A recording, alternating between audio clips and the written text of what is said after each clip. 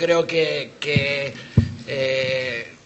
tiene un mensaje muy interesante, muy vigente hoy día y bueno, pues la película ya sabéis que es un alegato antibelicista, que no es un remake ni mucho menos de la antigua y que lo que hemos intentado es contar los hechos históricos, una cosa que ocurrió y que es muy importante para este país y tal, bueno, pues contarlos y llevarlos a la actualidad, porque creo que tiene mucho que ver, o sea, mucho que ver con lo que ha ocurrido o está ocurriendo en estos momentos. O sea, tiene muchas cosas que nos van a retrotraer a este tiempo.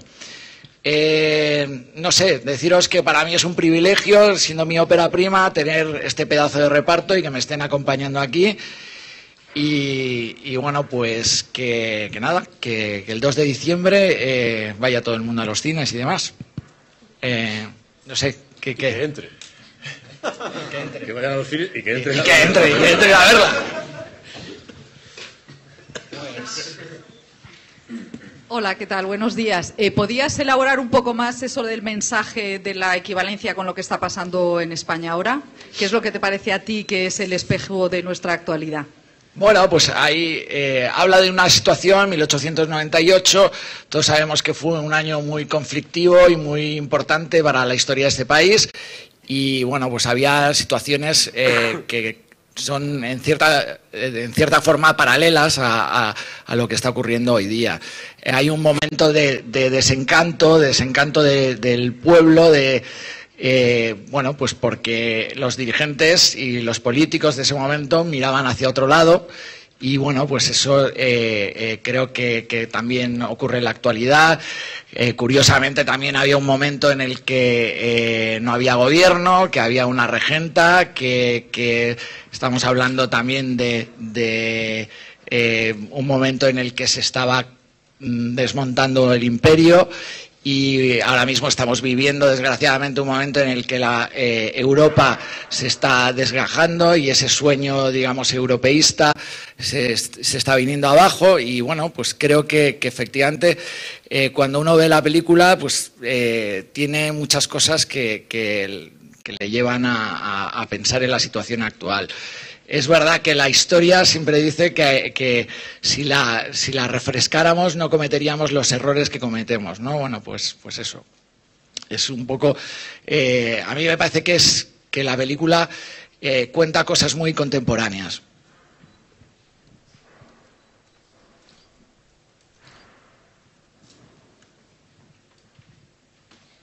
Hola. Yo quería preguntarte... que indagaras un poquito más en este pedazo de reparto. Se impone mucho trabajar con todos ellos. Y también quería hacerte una pregunta al respecto de las localizaciones. ¿Cómo ha sido rodar en ellas y si has rodado en parte de los decorados del Ministerio del Tiempo? De los capítulos respecto de lo... Bueno... Sí. Pues vamos, empiezo si quieres por el reparto. Es un pedazo de reparto el que he tenido. Yo no me podía imaginar jamás que mi ópera prima pudiera ser con un reparto así. Y bueno, yo creo que una de las razones fue que la historia que escribió Alejandro Hernández, el guión era tan bueno que fue animando a unos y a otros a meterse en esta película.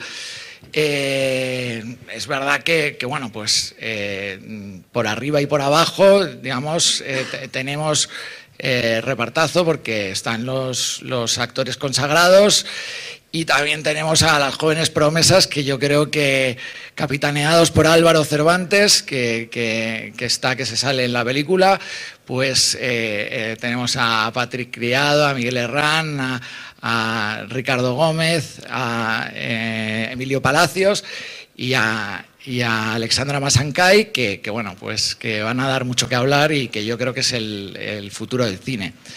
Entonces, bueno, pues eso por un lado. Luego por otro, me decías de las localizaciones. Las localizaciones, la película está rodada en 3 sitios, en Guinea Ecuatorial, en Tenerife y en Gran Canaria. En Guinea Ecuatorial, bueno, pues, a ver, necesitábamos por la historia ocurre en Valer, en Filipinas.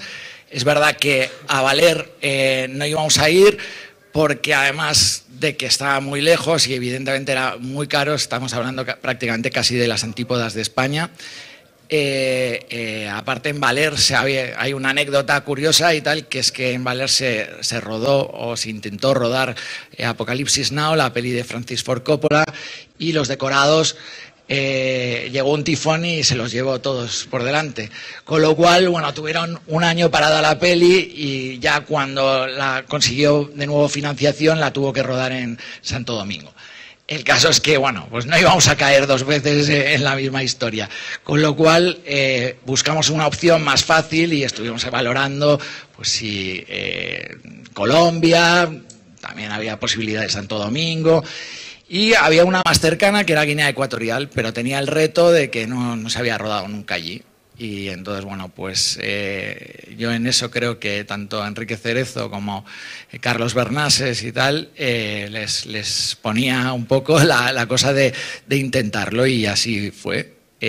Fuimos allí a localizar y vimos una maravilla de costas, de selvas, absolutamente vírgenes, y era perfecto para nuestra película. Y bueno, pues allí fuimos. Luego en Tenerife hemos rodado la parte del barco, que estuvimos rodando pues con un barco de verdad, porque yo, a ver, no digo que no se puedan conseguir cosas maravillosas con los digitales, pero a mí me gusta más que las cosas sean físicas y corpóreas, creo que le da más verdad. Y bueno, pues en este caso estuvimos rodando en un barco de verdad de principios de siglo, y que era muy parecido al que utilizaban utilizaron los últimos de Filipinas para llegar a Valer. Y se llama el Correillo, y tal, que recorría las islas de Canarias, y bueno, era muy similar al que recorría las islas de Filipinas. Más cosas, luego pues en Gran Canaria estuvimos en Santa Lucía de Tirajana, que es en el centro de la isla, un sitio, una especie de valle aislado de todo, que está que se llega por una carretera complicadísima, y bueno, pues ahí estuvimos durante mucho tiempo, y es verdad que era el valle perfecto porque había como cocoteras, cosa que es muy raro encontrar en Canarias, y una vegetación muy frondosa, y estábamos rodeados de unas grandes montañas, que era un poco la idea que teníamos de lo que era Sierra Madre en Filipinas. Los decorados los ha construido Carlos Bodelón, y tal, que es nuestro director de arte, y son exclusivos de la película. No hemos utilizado para nada otros decorados de otras pelis o de otras series, ni nada de eso. Con lo cual, bueno, ya veréis, porque había gente, incluso que fue, algunos de periodistas que fueron allí a ver los decorados y demás, y decían, ostras, ¿y la iglesia esta la habéis retocado y tal? Y digo, no, es reconstruida entera. O sea, es impresionante porque parecía una iglesia de verdad. De hecho, nos daba mucha pena al final del rodaje que la destruyeran, pero ya sabéis, tendría que pagar el IBI y alguna cosa más. Pues fíjate, pero como esta no era religiosa, no estaba... Había que consagrarla y todo eso, un tema. Y Carra ya había acabado la peli, entonces ya no... Buenos días. Bueno, ha dicho que entre 1898 y la época actual existen similitudes. Sí me gustaría saber quiénes serían los últimos de Filipinas contemporáneos, según su criterio. Y luego a Luis Tosar preguntarle si existen similitudes con Celda 211, en el sentido de que estaba también sitiado la otra vez en una cárcel, ahora en una iglesia. No sé si ha encontrado alguna similitud. Rodeado de hijos de puta, eso sí.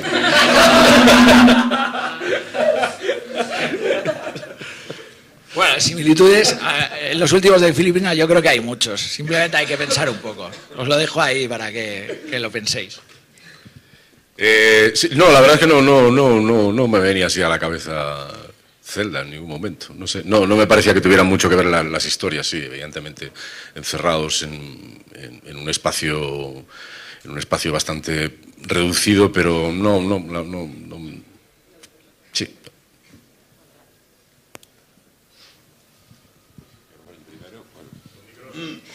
Mi pregunta va dirigida a los más jóvenes, los que no habíais participado nunca en una película bélica. ¿Cómo fue vuestra preparación militar? ¿Entendéis la pregunta? ¿Los más jóvenes? No, pregúntales cosas más sencillas, es que no, estos chavales no...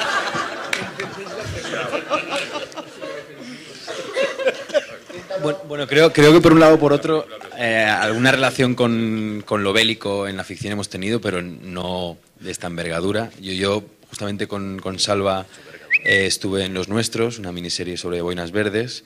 La época cambia, el armamento cambia y la estrategia, y más estos chicos además que fueron sin ningún tipo de conocimiento militar. Y estuvimos entrenando todos con el Mauser, que es un personaje más en esa gesta y en esta película también, que tiene un mecanismo curioso y hay que practicar un poco. Y estuvimos con militares trabajando y echando mañanas, disparando fogueo. Y no sé si quieren añadir algo más. Bueno, básicamente que nos pusieron tanto Salva como la productora muchas facilidades para poder, pues eso, entrar en un mundo que a mí personalmente y creo que al resto también nos pilla muy lejos. Y bueno, los ensayos fueron, bueno, o sea, por nuestra parte la documentación, pero luego la parte práctica sí que nos ayudaron, pues sobre todo eso, nos veías a los 5 de fila de 2 desfilando. A los 5 en fila de a 2. Oye, algo no pues, cuadra, Ricardo. A ver, es verdad que el teniente no se presentó allí hasta que ya habíamos aprendido a formar y bueno, la verdad que fue un proceso interesante. A ver, decir que, bueno, pues parte de la figuración que les acompañó también eran militares y eran de allí, de Canarias, y eran soldados, con lo cual ayudaba mucho para hacer creíble todas esas escenas de guerra. Entonces, pues bueno, pues... Pero no nos dejes quedar tan mal. No, quiero decir que de lo que ellos hicieron, pues también la figuración ayudaba mucho. Hola. Estaba muy predispuesta pues a contarnos pues si había algo que no cuadraba, que acostumbraba a pasar bastante por nuestra parte. Entonces pues nos decía, no, pues no agarréis así el fusil o saludar así. Hola, buenos días por aquí. Me gustaría preguntarles a Luis y a Álvaro que nos hablaran un poco del perfume antibelicista, ¿no?, que tiene esta película, un poco en la línea, me parece a mí, de otras películas como Senderos de Gloria o como Platoon. Incluso el personaje de Álvaro Cervantes me recuerda un poco a Charlie Sheen en Platoon, ¿no?, el narrador también de la película, de aquella pesadilla en la que luchaban contra sí mismos, ¿no? Que me hablaran eso. Y luego, para Salvador o para quien quiera contestar, con este repartazo, tenemos dentro de 2 semanas las nominaciones a los Goya.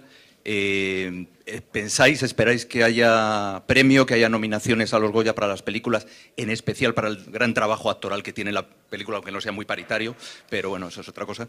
No sé si a quién habéis propuesto también como actor protagonista o de reparto o revelación, etcétera. Gracias.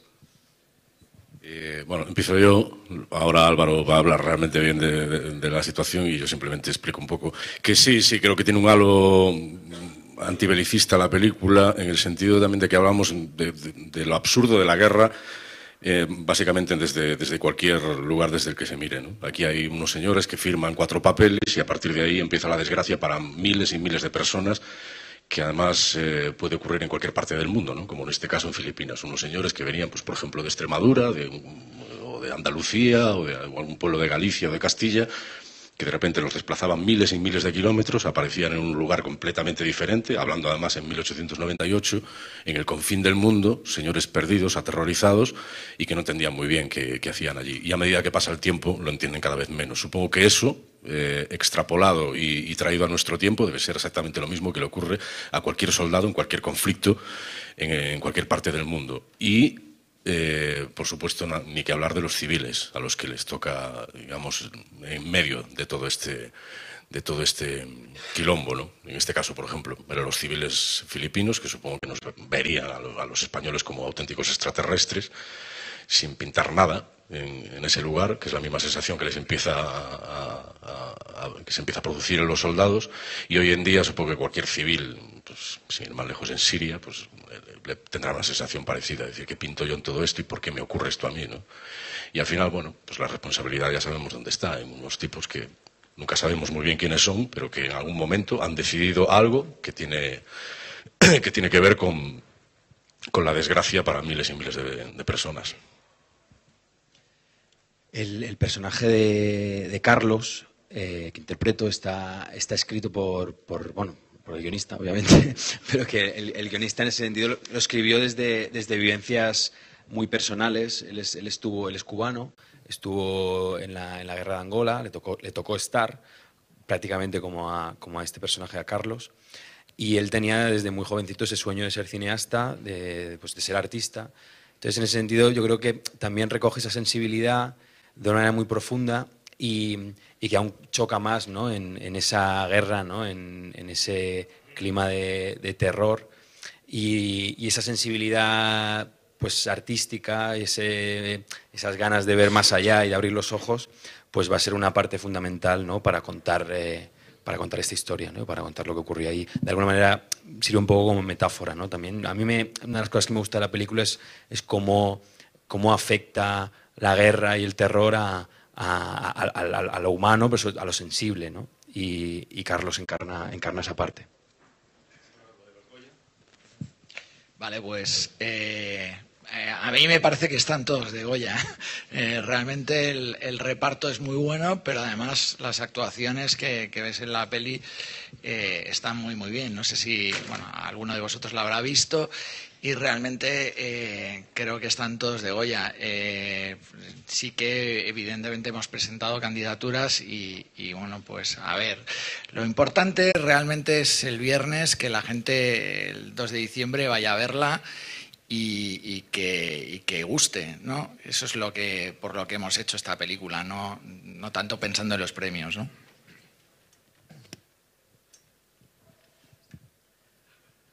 En esta película hay dos generaciones, hemos visto dos generaciones de actores.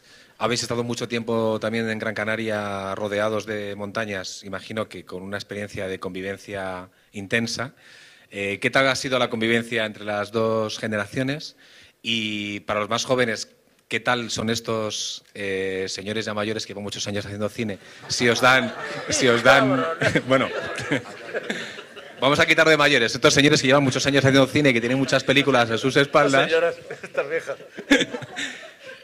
¿Cómo ha sido esa convivencia? No sé si había muchos consejos por parte de los más veteranos, si había muchas preguntas por parte de los más jóvenes, o cada uno se busca la vida como puede. Empiezo yo con un tema de un consejo y luego vamos pasando porque creo que todos tenemos mucho que decir al respecto. Bueno, sobre todo. Yo me acuerdo justo en la rueda de prensa antes de empezar el rodaje, que estaba muy nervioso, quedaba una semana, y le dije a Carra, está todo el fin de semana encerrado en mi casa, con el guión y dándole vueltas y vueltas, y me dijo, error. Y dice, error. Y me dijo una cosa, me dijo, cachito a cachito se come el chuletón. Y yo lo entendí completamente, o sea, porque me encanta la carne, y además, o sea, esa imagen, ¿no?, cuando llega el chuletón de 1 kilo, ¿no?, y tienes hambre y te lo quieres comer, ¿no?, como estaba en ese momento, pero se te puede hacer demasiado, ¿no? Y lo único, me sirvió muchísimo, o sea, empecé con mucha fuerza y mucha confianza gracias a ese consejo, pero luego lo que me encontré es que me ayudaron a comer ese chuletón todo el reparto, ¿no? Y para mí ha sido un máster en generosidad brutal, y me emociona mucho recordar esos 2 meses y pico de estar con estas bestias pardas, los más jóvenes y los menos jóvenes. Yo diré que no hablaré del chuletón, porque es evidente. Es decir, que no te puedes llevar el prota al set cada día. Mañana rodamos la 14, entonces tú te vas con la responsabilidad de hacer la 14. Si no, es como una especie de peso enorme que te llevas todos los días y además que no sirve para nada. Estar preocupado por la 37 si os rodamos la 14. Lo que moló de esta peli es que generalmente ruedas en Madrid o ruedas así, cada uno se va a su casa. En este caso estuvimos, pues más o menos, no sé, en Guinea, en una especie de jaula de cristal, que era el Hilton, del que no apetecía salir mucho porque no hacía buen tiempo. Y en Canarias, pues estamos allí, o culo do mundo, entre palmeras y líquenes. Entonces, claro, esto fomenta mucho eso que te digo de que, bueno, pues juegas al billar, te tomas otro gin tonic. Es decir, pocas veces en películas tan corales se da la circunstancia de que estamos secuestrados de nuestras casas y no tenemos otros huevos que vernos. Así que en eso sí que ha sido una aventura y en eso sí que yo creo que debemos reconocer que hemos estado viéndonos cada día vacilando. ¿Dónde están estos? ¿Dónde están los otros? Mira, aquel está borracho, no digáis nada. Es decir, que esa aventura, yo creo que ha sido, la aventura humana ha sido la más bonita. Más que la aventura de África ni de Canarias, la aventura de vernos cada día, ¿no? O llegar a las 12 al hotel y decir, joder, qué hambre. Y dice, pues aquí se da de cenar a las 10. ¡Hala! Todos a la cama. En fin, que eso también mola, ¿no? Sí, como dice Carra, realmente lo hemos pasado muy bien. O sea, ha sido un trabajo en momentos de muchísimo trabajo, mucho esfuerzo en el set de rodaje, pero luego era un gusto llegar al hotel y realmente no nos quedaba otra que convivir. O sea, estábamos 24 horas juntos y de ahí... ¿Qué pasa? Carlitos, Hipólito, si no nos contó 565 chistes, no nos contó ninguno. Nos ha hecho reír a todos un montón. Sí. Y bueno, y en relación a lo otro que comentabas, es un enorme privilegio, desde luego, poder haber trabajado ya no solo con la generación de actores mayores en este caso, sino también con el resto de jóvenes. Es un reparto que como actor me siento un enorme privilegiado de haber podido formar parte de él y sobre todo de aprender, no de una manera, o sea, no esta cosa de pregunta-respuesta, no quiero llegar a molestar a Luis o a Javi, a Eduard, a Carra, a Carlos, de ponerme a hacer preguntas de oye, no, simplemente aprender desde el ver cómo afrontan el trabajo, ya solo con eso ha sido una experiencia a nivel profesional impresionante. Pues yo he de decir que es... Bueno, me escucháis, ¿no? Bueno, funciona. Vale. Pues yo salí acojonado de aquí, pero realmente acojonado. Me contraté una coach, la que tuve a cambio de nada, hablaba con Dani, hablaba con Pedro, no terminaba de querer hacerlo por los nervios que tenía. Y sí que es verdad que el segundo día me hinché a llorar, no podía más, dije, lo dejo, a la mierda. Y a una charla con Carra. Es como nuestro gurú, Carra. El padre confesor. Y no sé, me lo cambió todo. Lo empecé a ver más que como un reto y como algo complicado, como un juego que te puedes divertir haciéndolo sin olvidarte de que estás haciendo un trabajo con el resto de tus compañeros. Entonces, sí que es verdad que me tranquilizó mucho. De aquí para el resto de mi vida, yo creo. Seguramente le contó la anécdota de los guineanos que una de cada 10 familias se come a sus hijos. Y entonces eso ya... Bueno, empiezan comiéndose al abuelo. Sí.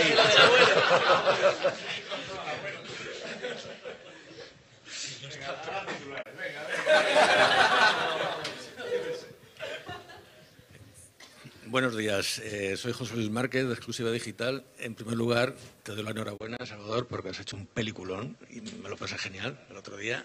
Y van dos preguntas, una para Salvador y otra para ti, Carra. Salvador, va a ser obvio que siempre va a haber comparaciones con la versión de 1945, era en otra época, se transmitían valores del valor, la patria, época franquista. Tú transmites otros valores, el antibelicismo, pero también aquí hay valor. Hay algún que otro cagón y algún cobarde, y no mira a nadie. ¿Qué más valores transmites o qué diferencias verdaderamente hay con la versión, aparte de la calidad técnica y los medios que no había entonces? Bueno, a mí sobre todo es la humanidad. O sea, yo lo que intentaba es hacer una película sobre el ser humano, ¿no? Y es verdad que elegimos el personaje, o sea, Alejandro creó el personaje de Carlos, que es el personaje que interpreta Álvaro Cervantes, para contarnos como una persona llena de sueños, llena de ilusiones, va pensando que la guerra le puede reportar beneficios y que puede conseguir el sueño de su vida, que es lograr ser pintor. Y luego, pues... la guerra misma le va demostrando que nada de eso va a conseguir, sino que va a perder. Entonces, eso a mí me parece que es el mensaje de la película básico. Y entonces, a mí lo que me interesaba sobre todo eran los seres humanos. Y yo creo que eso ha hecho que también esta película, cuando terminas de verla, te deja tu pozo, te vas... no te vas tan feliz. No he visto una película de guerra y chimpún y tal y me voy a mi casa, sino que te tiene que dejar pozo. A mí una cosa, cuando Luis me dijo que hacía la película, que fue Luis Tosar, fue una gran noticia. Me acuerdo que me dijo una cosa que me gustó mucho y tal, que es, Salva, te he dicho que sí y tal, porque después de leerla me he pasado 2 días pensando en la película y en lo que contabas en el guión. Y entonces, por eso quiero hacerla. Y a mí me parece que eso es una de las cosas importantes de esta peli, que es cuando tú sales del cine, te toca. Y eso, pues para mí es el mayor logro. Y para Carra, cuando te fuiste, te ibas muy preocupado porque te pudiera picar un bicho o comer un cocodrilo en Guinea. ¿Sobreviviste? ¿Tuviste algún incidente con algún bicho? No, con bichos no. Con bichos no. Solo. Con bichos, gracias a Dios, no. Pero todos íbamos muy pálidos andando por aquel río, ¿eh? Pero sí, el primer día en el ojo. Me monté en una canoa que me llevaba ella a mí. Era imposible llevar aquella canoa. Y se me pochó un ojo, el ojo de la lentilla, no sé qué hicimos algo mal y nos irritamos el ojo y estuve sufriéndolo, pues una semana entera. Por lo demás, todo muy bien, con los negritos muy guay y en el Hilton, pues allí, pues sin salir, bien, contentos. Yo llevaba 5 meses sin fumar y empecé a fumar allí, en el Hilton. Juro que no hay digitales en lo de la canoa, ¿eh? Eso lo hizo él. Yo solito. Decía, tira para la derecha y se me iba para la izquierda, irremisiblemente. Bueno. Y una pregunta que no estaba prevista. Para los HASP, para los jóvenes actores sobradamente preparados, ¿conocéis la historia de Los últimos de Filipinas? Bueno, yo en particular conocía un poco de la historia, pero me tuve que informar antes de hacer la película porque no lo conocía lo suficiente, ¿no? Y bueno, la verdad es que me parece una historia apasionante para contar en el cine y que ojalá nuestro cine se llene de películas como esta. Sí, igual, conocí un poco por haberlo estudiado en bachillerato, en historia, así un poco de pasada más bien en todo el contexto de la colonización y de las descolonizaciones y tal, pero no lo conocía en profundidad. Luego, como él dice y como han dicho también antes por ahí, pues cuando empecé a meterme a fondo, empezamos a meternos a fondo, a investigar y a ver lo que supuso, sobre todo el tema, ¿no?, de que estuvieron ahí encerrados, de cómo sobrevivieron. O sea, es una hazaña histórica muy potente. No ponerle calificativo ni de heroico pero sí es fuerte, es una cosa muy fuerte. Entonces, bueno, me alegré mucho de que la película se fuera a hacer y de que quisieran contar conmigo, claro. Y hay una cosa que no acabo de entender, cada uno es como es. Lo que estamos diciendo aquí hace un ratito ya de que es una película antibelicista, a mí no me da esa sensación. A mí me da la sensación que es una película humana que pretende incidir sobre los seres humanos, sobre cada uno, cada papel de cada actor, de cada personaje, de qué le ocurre, de qué motivos tiene para hacer lo que hace, todos muy fundados y muy hechos con toda la honestidad que hemos sido capaces, ¿no? Muy bien dirigidos por Salva, lo digo de verdad.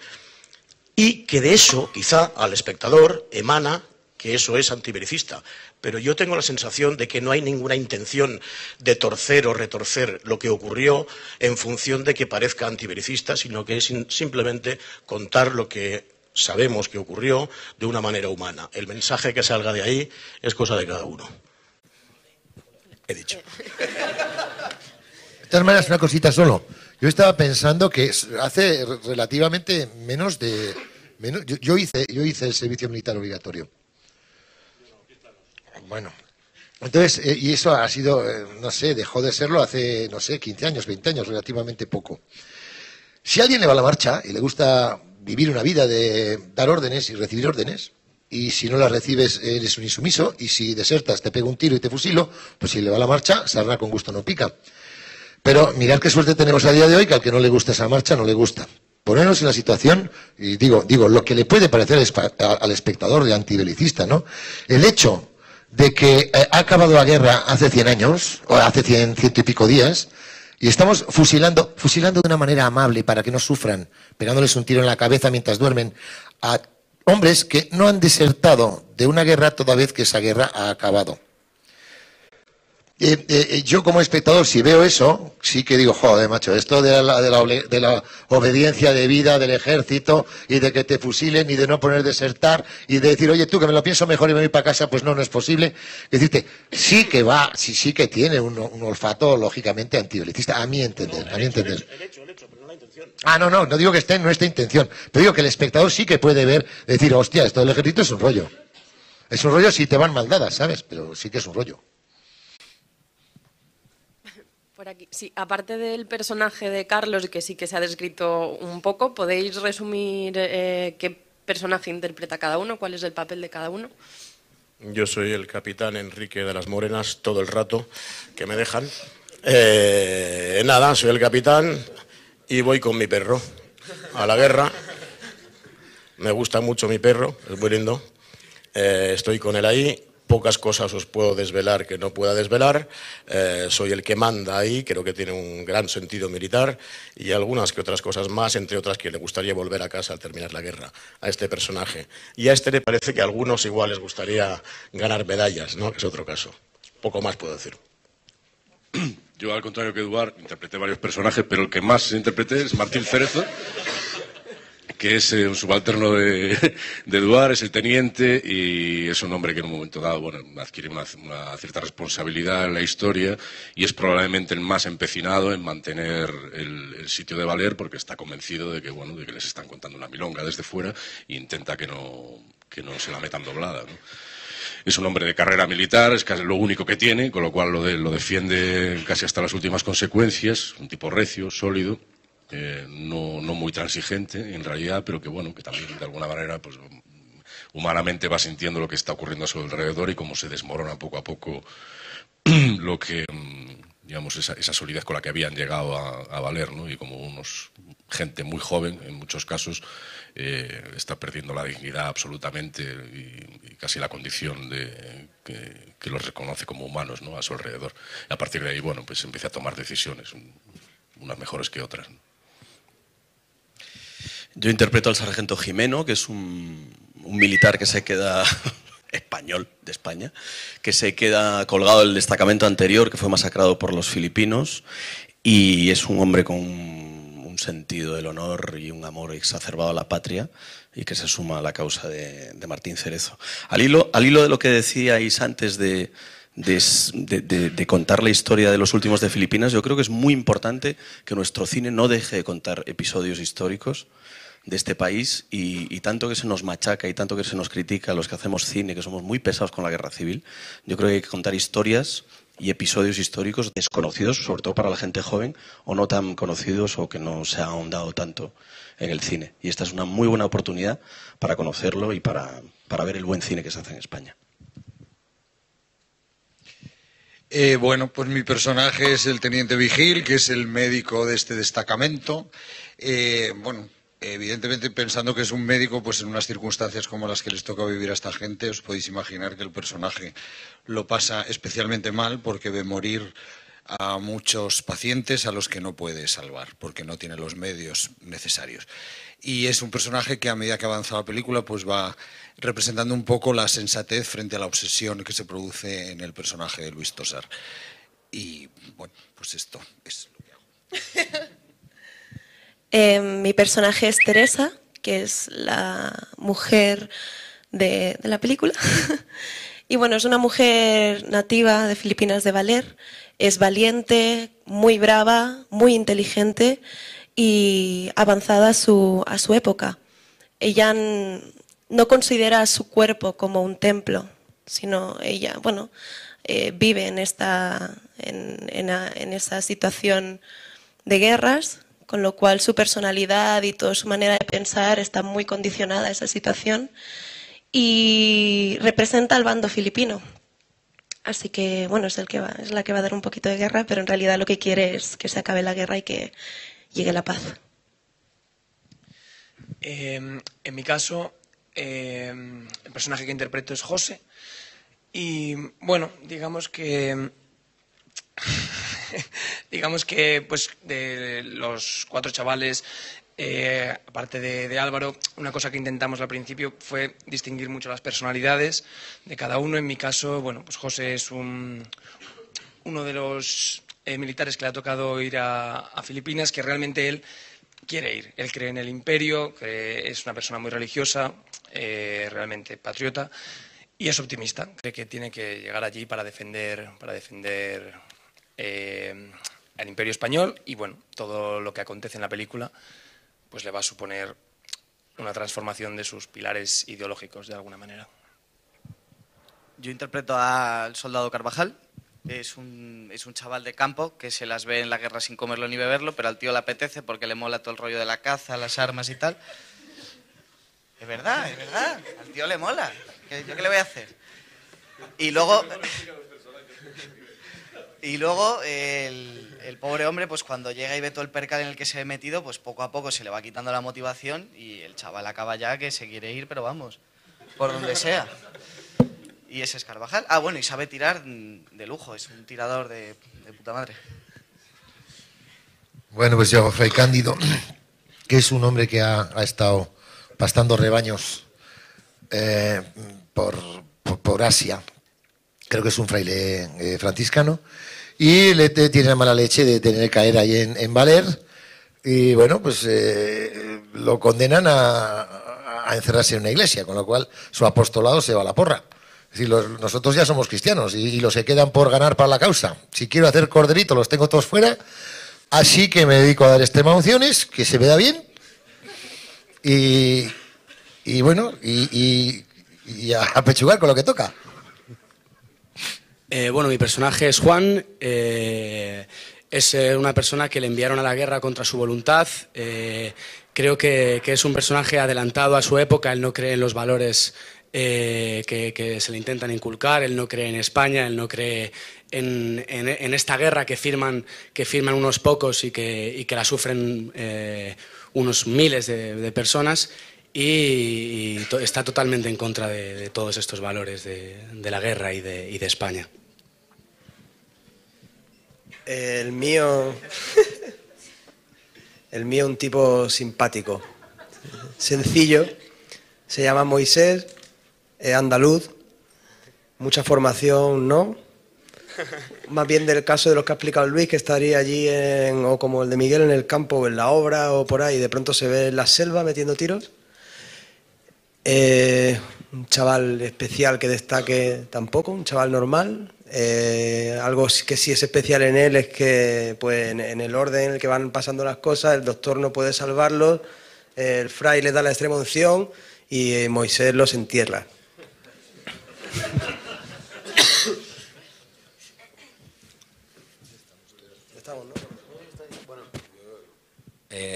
Lo he contado un poco antes, el personaje es Carlos, se viene de un pueblo de Extremadura y el alcalde de su pueblo le promete que si va a la guerra y lucha por el imperio, pues va a recolectar dinero en el pueblo para pagarle los estudios de Bellas Artes en la mejor academia de España, y él va con esa ilusión, ¿no? Él va buscando ese certificado de comportamiento ejemplar, ¿no? y deseando pues que la guerra termine para conseguir ese honor, ¿no?, que le permita volver y cumplir su sueño de ser artista. Es un artista autodidacta, aprendió con piedra caliza y bueno, entonces va a llegar y se va a encontrar que el trámite de ese sueño va a ser mucho más costoso de lo que pensaba. Hola, yo quería al director preguntarle por la estructura de la película. Ahora vivimos en la época del spoiler y esta película está planteada como un thriller que todo el mundo debería saber el final, y es el abandono del gobierno a sus soldados. Un abandono muy español, por otra parte. Entonces, vosotros, o sea, el guión de Alejandro Hernández se plantea así, y vosotros quisisteis incidir en la parte thriller de que el espectador que el espectador se encontrara con la parte política al final. Bueno, la intención no era hacer realmente un thriller. O sea, pienso que se planteó de una manera bastante clásica. O sea, en eso yo creo que la estructura es más clásica que otra cosa. Sí que es verdad que bueno, pues al final, pero yo creo que como todas las películas que tienen un mensaje, pues el mensaje te cala, ¿no? Y entonces es verdad que ahí es donde pues en el clímax es cuando empiezas a entender el porqué de las cosas. Pero es un fruto más bien de simplemente de contar una historia y no había una intención clara de hecho, creo que en ese sentido, y algún colega mío director me ha dicho, hostia, Salva, es muy clásico, o sea, es cine pues que podríamos llamar casi clásico, porque hoy día casi todas las estructuras temporales se tocan y te empiezan con el final y luego viene una parte del, ¿sabes? Y aquí realmente vamos casi cronológico, ¿no? Y del todo. Con lo cual, bueno, pues sí que es verdad que el mensaje está al final, pero bueno, es parte, yo creo, de el momento en el que el espectador ya está preparado para entender todo.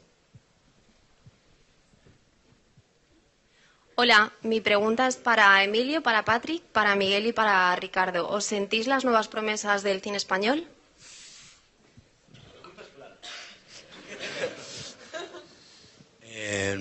No me siento ninguna promesa de nada, no, yo simplemente me quiero dedicar a esto, quiero seguir aprendiendo. Esto ha sido una oportunidad maravillosa para aprender de todas estas personas y es lo que quiero, seguir aprendiendo, mejorando y trabajando. Yo me siento un afortunado de estar aquí, y esta cosa que tú dices de lo de promesas, que en algunos sitios se menciona, se habla, se tal, pues sinceramente me siento afortunado de que se me meta ahí, pero no creo mucho en eso. Hay muchísima gente más, joven también, buena. Conozco a muchos y a otras no los conozco, pero sé que hay muchos más y nadie sabe lo que va a pasar mañana. Hoy me siento afortunado de estar aquí sentado, mañana no sabemos qué va a pasar, o sea que como él también, pues sencillamente, mucho más humildemente que ser promesa del cine español, yo espero poder vivir o seguir viviendo de ser actor y ya está. Bueno, yo tampoco me siento promesa del cine español, pero sí que es verdad que comparto lo que dicen mis compañeros, porque me siento muy afortunado de cómo he llegado hasta aquí, de la manera de que he llegado, porque no me lo esperaba. Y sobre todo, ¿no?, las ganas que tengo de seguir formándome, de estudiar, porque si no, sí que no llegas a ningún lado, vamos. Si algo he aprendido a lo largo de mi vida profesional es a tomarme las cosas con calma. La oportunidad de rodar mi primera película me ha llegado a los 22 años y voy paso a paso. Ahora mismo la estamos presentando, tengo muchísimas ganas de que llegue el viernes 2 para poder ir al cine con toda mi gente a verla. Y de promesas prefiero no pensar, prefiero pensar en el trabajo y en el día a día.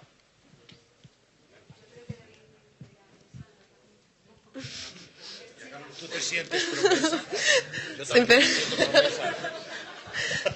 Sinceramente es que estoy empezando, este es el primer proyecto que hago y es la primera película. Para nada me planteo eso, lo siguiente es que esto continúe, ¿no? Que tenga la oportunidad de seguir trabajando y seguir formándome. Gracias. Bueno, aparte de daros la enhorabuena a todos y sobre todo a los que no son tan mayores como vosotros, a los más, no sé, y sobre todo a los que se estrenan del todo, como Alessandra, Ricardo, Emilio, que están fantásticos. Mi pregunta es para Javier, porque si el personaje de Álvaro es, digamos, la luminosidad del por qué sí va, porque quiere un futuro mejor. El tuyo es todo lo contrario, es de una oscuridad y de un rencor total. Y yo quiero que nos hables de esos personajes que siempre están en la guerra y que yo creo que son los que tiran para adelante con las guerras. Es que yo en algún momento ya he escuchado que es como el villano o el malo, la oscuridad de la película. Yo no lo veo así. Es un tipo lleno, que el motor es el rencor y lo han dejado abandonado a su suerte, y cuando llega el nuevo destacamento mandan a unos chicos inexpertos que no saben disparar y que se va a ver otra vez en un berenjenal igual, ¿no? Y lo que le mueve es lo que decía antes, un amor exacerbado a la patria. De repente se le llena la boca con España, y me parece muy bonito que su frase final sea "a la mierda España", porque se ha visto estafado. Y al hilo de lo que decíamos antes, hay un paralelismo, y es que los ciudadanos en este país estamos abandonados a nuestra suerte desde hace mucho tiempo por nuestros políticos. O sea que no ha cambiado mucho 1898, no a 2016, a unos años ya anteriores. Y yo no lo veo con esa oscuridad ni con esa maldad. Creo que es un tipo muy humano que sufre y que trata de sacar adelante esta empresa de dejar a España en un buen lugar. ¿No lo ves como el que recibe esas órdenes, como decía Carlos, y no se lo cuestiona? Me parece tan sin sentido todo. Las guerras me parecen una sin razón. Estoy de acuerdo en lo que decía Eduard. Es un alegato antibelicista por otro lado, pero es una película muy humanista, que habla del ser humano y de la falta de entendimiento o de las ganas de comprender por qué hemos llegado a este punto, ¿no? En la que nos meten los gobernantes y los países y las guerras en nombre no se sabe muy bien qué. Hola, Eduardo de Los Interrogantes. Quería preguntaros, bueno, primero para el director, ¿por qué tenía que ser esta la historia que querías contar? Y luego para todos, que si hay algún episodio histórico que os gustaría que fuera representado en el cine. Bueno, un poco ya lo he explicado. O sea, creo que primero, cuando me hablaron de Los últimos de Filipinas, yo recordaba vagamente la película, la había visto en sesión de tarde seguramente, cuando era joven y tal, pero no recordaba muy bien los hechos. Sí, te acuerdas del dicho de Los últimos de Filipinas. Pero, bueno, lo primero que hice fue leerme el libro de Martín Cerezo, que cuenta pues el sitio de Valer, de una manera autobiográfica, y a partir de ahí se me fue encendiendo, digamos, la bombilla de, ostras, aquí hay un historión, y esto se puede utilizar no solo para contar un hecho histórico heroico, sino para contar que las guerras no conducen a nada, que nadie gana nada en una guerra, nada más que los gobernantes que hay detrás, que al final, pues por ejemplo en este caso, vendieron las 3 colonias, Cuba, Puerto Rico y Filipinas, por 20 millones de dólares, y ese dinero no lo repartieron entre los soldados, eso os lo aseguro. Y eso pues me parecía que era muy, muy interesante, y de ahí arranca el interés.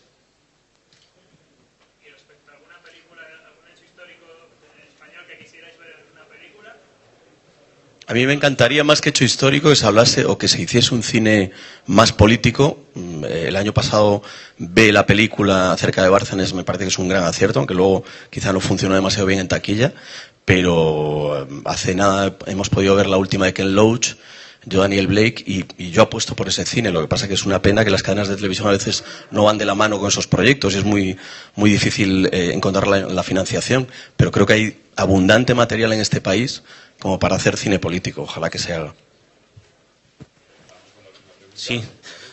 Sí, bueno, hay una cosa en las ruedas de prensa que se toca siempre poco, que es la documentación. O sea, todo el proceso de trabajo histórico. Aquí se ha mencionado algo de cómo se documenta uno. Sé que eso se produce en la fase de preproducción, pero todo el equipo técnico-artístico, sobre todo si es película de época como esta, tiene que trabajarlo, ¿eh? Incluso los actores tienen que... Me gustaría saber qué metodología utilizan, en este caso concreto, para trasladarse a la época, o qué leen, o qué ven, o qué escuchan, o cómo utilizan las hemerotecas o los archivos. La pregunta es ampliar un poco eso, si es posible, porque es un tema que en la universidad se trata. O sea, explicamos en la universidad, en la Complutense, cómo se documentan las películas, cómo la labor de investigación, ¿eh? Lo que hacen los asesores históricos, pero eso trasladado a todo el equipo técnico-artístico. Gracias.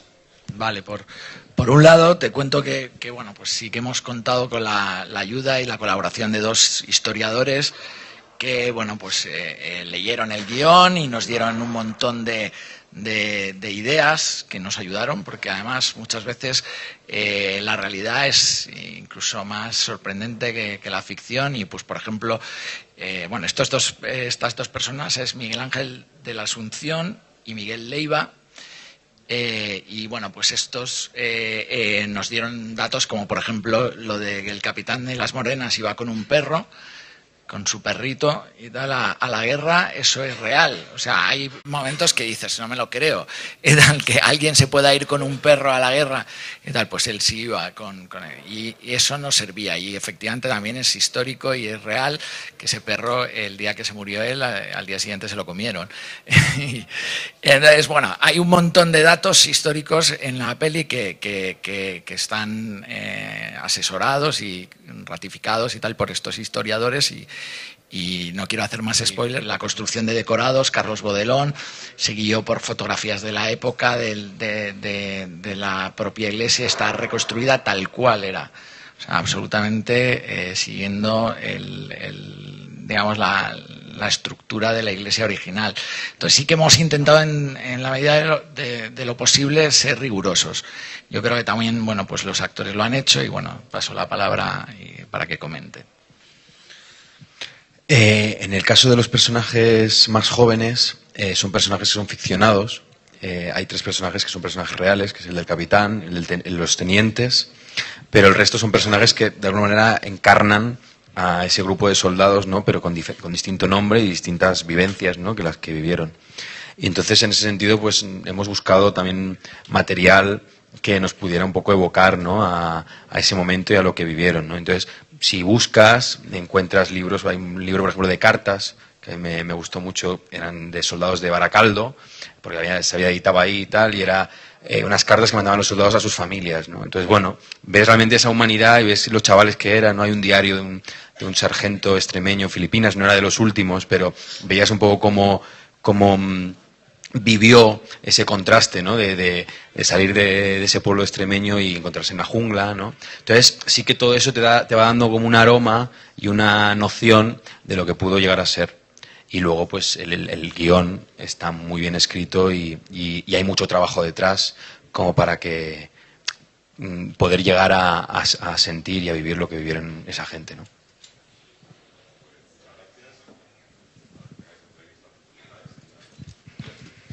Gracias.